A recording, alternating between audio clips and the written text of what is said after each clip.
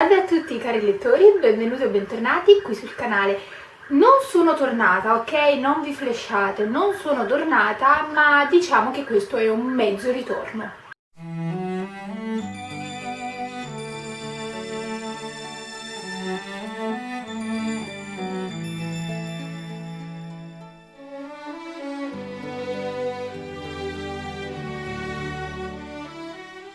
Io non so se sentirete antifurti, vento, pioggia, grandine, insomma la tempesta, il diluvio universale è sceso in terra, ma al di là di questo ovviamente oggi sono qui per registrare, ma veramente non l'avremmo mai capito.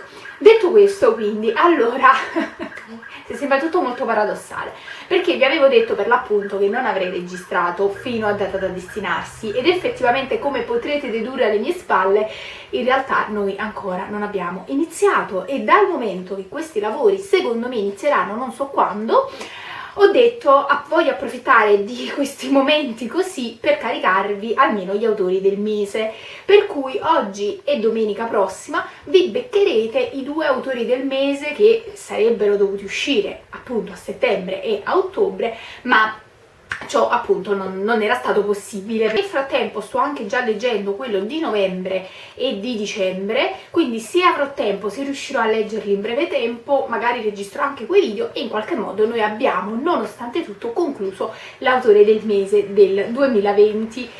Ovviamente io sto registrando questo video in anteprima, quindi non so quali indizi avrò nel frattempo pensato su Instagram, ma insomma guardate il video e provate a capire se avete indovinato oppure no. Allora, devo dire che questo mese di settembre è stato molto particolare perché avrei voluto leggere un libro, quale Gli indifferenti di Alberto Moravia, l'ho anche comprato, ma è un libro che richiede molta attenzione, quindi siccome non ho sostanzialmente avuto la testa per leggerlo in modo attento, ecco perché questo autore del mese non era previsto che uscisse. In realtà però tra i vari autori ce ne sono due che comunque potevo omaggiare e il primo ve ne parlo proprio adesso e l'altro sarà la sorpresa di dopo, quindi in qualche modo in calcio d'angolo abbiamo risolto il problema. Allora partiamo subito col primo autore, che è un autore della letteratura italiana che vi fanno studiare a scuola, che c'è chi ama e chi odia e diciamo che non tutti abbiamo molta voglia nei suoi confronti, scrive a volte anche in dialetto siciliano, parla di un animale, una certa ostrica, di un ideale dell'ostrica. Insomma, se qualcuno di voi avrà capito, stiamo parlando di Giovanni Verga, nato 180 anni fa. E infatti è un autore della letteratura italiana, uno dei pochi che effettivamente mi appassiona o comunque mi ispira, ecco, non voglio ancora dire mi appassiona perché questo è il primo testo che ho letto e non è andata benissimo, per cui diciamo che mi ispira però comunque come scrittura e volevo appunto leggerlo. L'opzione era quello magari di buttarmi sui Malavoglia, Mastro Don Gesualdo, insomma quelli lì proprio noti e stranoti, però in realtà all'interno della sua produzione c'era una storia che mi aveva sempre affascinato ed è quella di cui vi parlo adesso, ovvero storia di una capinera. In questa edizione della Crescere Edizioni a 3,90 € con prezzo di copertina di 7,90 €, ma io l'ho pagata tipo 2 € o 1 € perché c'era il 60% di sconto sul libraccio, per cui è come se non l'avessi avuto in omaggio, ecco. Allora, questa storia mi aveva sempre ispirato perché mi ricordava tantissimo La Badessa di Castro di Stendhal, che ho letto tantissimi anni fa prima di aprire il canale. La storia infatti parla di questa ragazza che in qualche modo è rinchiusa all'interno di un convento proprio come una capinera, cioè questo piccolo uccello che Verga ci dice nell'introduzione aver visto in gabbia, esserne rimasto colpito, poi il giorno dopo viene a scoprire che l'uccellino è morto proprio perché è chiuso nella gabbia e quindi in qualche modo si crea questa similitudine fra l'animale e la ragazza, la nostra protagonista, che è chiusa in un convento siciliano e che a distanza ama ed è anche corrisposta un ragazzo. In realtà non vi svelo il finale, vi dico solo però che è un romanzo epistolare. Mi aspettavo diciamo parecchio da questa storia, nel senso che quando avevo letto la trama a scuola ho detto questo deve essere bellissimo, fighissimo. In realtà lo è, ma non per me, semplicemente perché è un romanzo epistolare. Io odio i romanzi epistolari, in realtà però a volte mi ostino a volerli comprare, quindi sono stupida, me lo dico da sola, e anche in questo caso il romanzo epistolare mi ha molto rallentato nella lettura, non perché il libro sia enorme, voglio dire, ok, è piccolino, però è proprio la lettera che non mi dà emozione, ecco. E quindi in linea generale è una storia che ho trovato carina, non malvagia, ok, comunque comprensibile, ecco, da un punto di vista linguistico mi aspettavo tutto scritto in un italiano dell'Ottocento, invece no, molto comprensibile e anche piacevole, però ecco, è proprio secondo me lo stile della lettera, che in qualche modo, se non usato correttamente, limita tantissimo la libertà di azione dei personaggi, perché noi sappiamo solo alcune cose, solo quello che pensano loro. Io invece sono abituata ai romanzi in cui so tutto, tramite il nostro bel narratore onnisciente, quindi queste visioni molto limitate, molto parziali di una storia, insomma, mi lasciano sempre molto triste e molto delusa. Vi consiglio però comunque anche questa edizione, perché alla fine ci sono praticamente i racconti, ovvero Rosso Malpelo. Infatti io ero convinta che il libro finisse alla fine, poi ho girato le pagine e ho detto: ma come, qui c'è Rosso Malpelo? Ah, quindi il libro è ancora più breve. È molto piccolino, ecco. C'è Rosso Malpelo, La roba e un altro dal titolo, vediamo un attimo se riesco a trovarlo velocemente, ecco qua. Allora abbiamo Rosso Malpelo, La roba e Fra le scene della vita. Chiaramente le ultime pagine io le ho praticamente snobbate, ma perché Rosso Malpelo alla fine lo leggiamo a scuola ed è una novella che mi è piaciuta molto. Quindi alla fine Storia di una capinera inizia a pagina 5 e finisce a pagina 98, quindi veramente lo leggete in un attimo.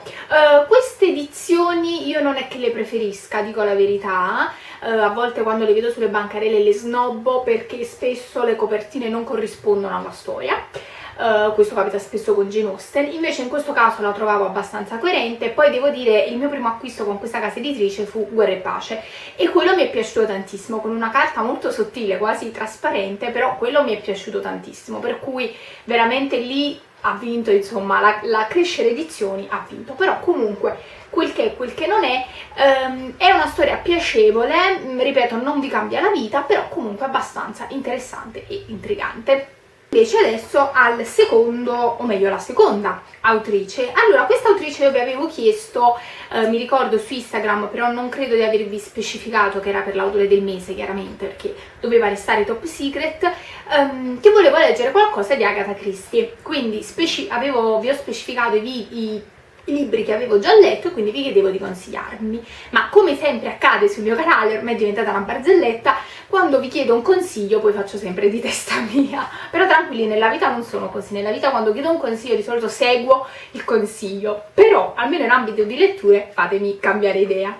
Aveva vinto però, e vi spiego adesso perché, tra i suggerimenti quello che mi aveva colpito di più era quello di un tale Assassinio di Roger qualcosina, e la trama mi sembrava veramente interessante e avvincente. Mentre cercavo su internet il sito web da cui acquistarlo, se in formato elettronico o cartaceo, il mio occhio cade sul libro che vedrete fra pochi secondi qui sullo schermo, non so dove, ma guardate il titolo: C'è un cadavere in biblioteca. Quindi la biblioteca, il cadavere, il giallo, noi lettori è perfetto, cioè ci siamo noi, fateci caso, noi lettori abbiamo un'attrazione nei confronti di quei libri che parlano di libri, di librerie, di biblioteche. Allora, questo giallo l'ho letto proprio pochi giorni fa, veramente in una giornata e mezza, perché chiaramente il giallo non ha la pretesa di tenervi lì 10 anni attaccati alle pagine, ma appunto è molto veloce. Allora, devo dire la verità, rispetto agli altri gialli di Agatha Christie che ho letto, l'ho trovato un po' mosciarello. La protagonista è Miss Marple, quindi avevo anche questa curiosità di vedere un po' l'altra celebre protagonista dei suoi romanzi, e la storia parla di questo cadavere che viene ritrovato all'interno di una villa di campagna nella biblioteca di una famiglia, ma si dia il caso che il proprietario non conosce la ragazza, almeno dice di non conoscerla. Sarà veramente così? Sarà stato incastrato? Cosa si nasconderà dietro al delitto? Allora, io chiaramente non ve lo dico perché altrimenti non c'è lo sfizio di leggere il giallo, però da un punto di vista di struttura del libro e del giallo io l'ho trovato un po' lento.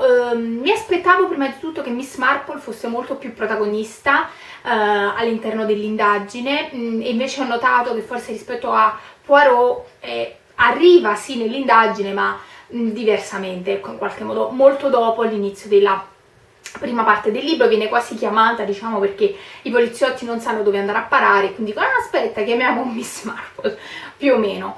E per quanto riguarda l'assassino, io avevo pensato un'altra teoria, però non ve la posso dire, magari se qualcuno di voi l'ha letto giù nei commenti ne possiamo discutere, o in privato su Instagram, perché non voglio svelare l'indagine, insomma, a chi non l'ha letto, però io avevo pensato qualcosa di molto più d'effetto. Ecco, alla fine poi chi ha ucciso da un lato l'ho trovato un po' ovvio, diciamo, quindi per adesso devo dire la verità, per me il miglior classico di Agatha Christie, almeno tra quelli che ho letto, è Il Natale di Poirot. Quello mi è sembrato veramente straordinario, magnifico, magistrale, e quest'altro mi ha lasciato parecchio delusa.